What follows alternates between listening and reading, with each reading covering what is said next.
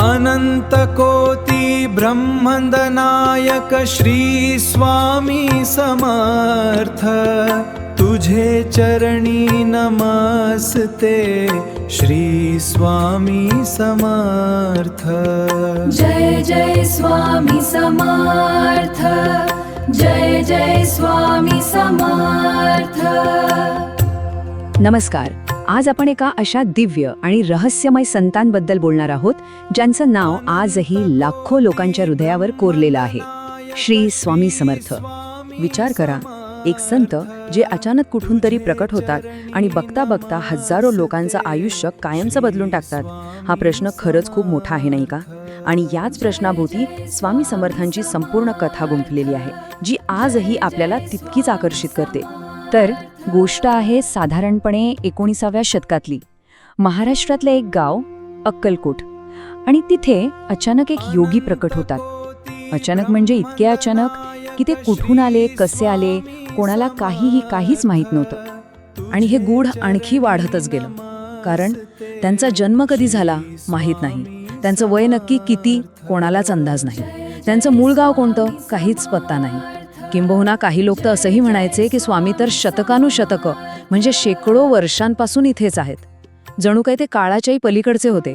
मग साहजिकच आहे, जसजसा त्यांचा प्रभाव वाढू लागला, लोकांच्या मनात एक गोष्ट पक्की होत गेली की हे कोणी सामान्य संत नाही आहेत, हे काहीतरी वेगळंच आहे, हे तर साक्षात मानवी रूपात आलेलं दैवी रूप आहे। आणि हाच विश्वास, हीच श्रद्धा त्यांना थेट दत्तात्रयांशी जोडते।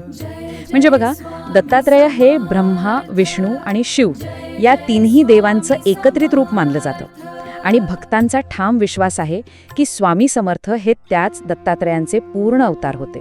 आणि त्यांच्या संपूर्ण शिकवणीचं सार कदाचित या एकाच वाक्यात आहे, भिवू नकोस, मी तुझ्या पाठीशी आहे। खरं तर हे फक्त शब्द नाहीयेत, हा एक विश्वास आहे, एक प्रचंड मोठा आधार आहे, आणि हा अनुभव आजही लाखो लोकांना येतो। आता ही जी त्यांची ओळख होती की ते एक दैवी अवतार आहेत, ती केवळ बोलण्यापुरती नव्हती, ती त्यांच्या कृतीतून, त्यांच्या चमत्कारांमधनं सिद्ध होत होती। आणि ह्याच गोष्टींनी लोकांचा विश्वास इतका पक्का केला की तो आजही कायम आहे। त्यांच्या चमत्कारांच्या कथा तर आजही थक्क करणाऱ्या आहेत। असं म्हणतात की मोठे मोठे असाध्य रोग ते एका दृष्टिक्षेपात बरे करायचे। कुणाच्या मनात काय चाललंय, काय समस्या आहे हे न सांगताच ओळखायचे आणि लगेच त्यावर उपायही करायचे। इतकंच नाही तर भूतकाळ, वर्तमान आणि भविष्य तिन्ही काळ त्यांना दिसायचे, म्हणूनच त्यांना त्रिकालज्ञानी म्हटलं जायचं। ह्याबद्दलची एक गोष्ट तर खूप प्रसिद्ध आहे। एक भक्त होता, बिचारा एका गंभीर आजाराने इतका त्रस्त होता की त्याचे सगळे उपाय संपले होते। तो शेवटचा आशेचा किरण म्हणून स्वामींकडे आला। स्वामीने काय केलं? काही नाही, फक्त त्याच्याकडे एक नजर टाकली, आणि म्हणतात की त्याच क्षणी त्याचा तो आजार पूर्णपणे नाहीसा झाला। त्यांच्या शक्तीचा हा एक थेट पुरावाच मानला जातो। पण ह्या सगळ्या चमत्कारांपेक्षा आणि शक्तीपेक्षाही एक मोठी गोष्ट होती, ती म्हणजे त्यांची करुणा। त्यांच्यासाठी कोण श्रीमंत, कोण गरीब, कोण हिंदू, कोण मुस्लिम असा काहीही भेद नव्हता। त्यांचं दार सगळ्यांसाठी, अगदी सगळ्यांसाठी उघडं होतं। तर मग या चमत्कारांच्या पलीकडे त्यांची मुख्य शिकवण काय होती? त्यांनी लोकांना जगण्याचा नेमका कोणता मार्ग दाखवला? तो मार्ग होता भक्तीचा, साध्या, सोप्या, मनापासून केलेल्या भक्तीचा। त्यांनी जगण्यासाठी 4 महत्त्वाचे आधारस्तंभ दिले, अगदी सोपे। पहिलं, श्रद्धा ठेवा। दुसरं, धीर धरा, ज्याला ते सबुरी म्हणायचे। तिसरं, इतरांना मदत करा।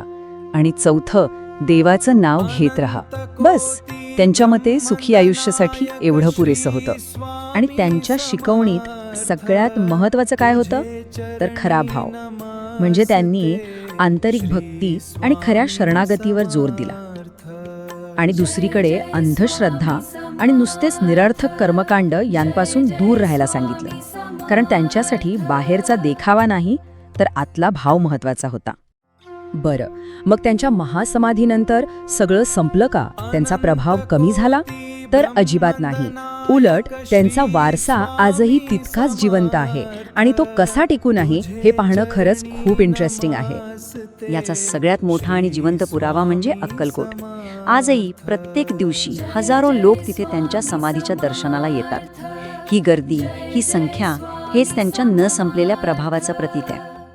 आणि तिथे जाणारे अनेक लोक सांगतात की त्यांना आजही स्वामींच्या अस्तित्वाची प्रचिती येते. म्हणजे हा वारसा फक्त एका मंदिरात किंवा मूर्तीपुरता मर्यादित नाहीये. तो लोकांच्या श्रद्धेत, त्यांच्या अनुभवात आणि त्यांच्या भक्तीत आजही जिवंत आहे.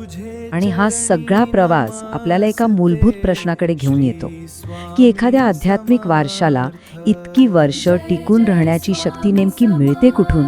त्याचं हे चिरंतन सामर्थ्य नक्की कशामध्ये दडलेलं असतं, यावर विचार करायला नक्कीच हवा.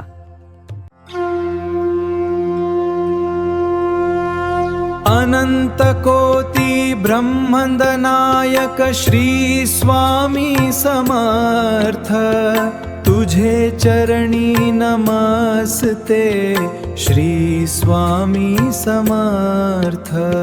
जय जय स्वामी समर्थ.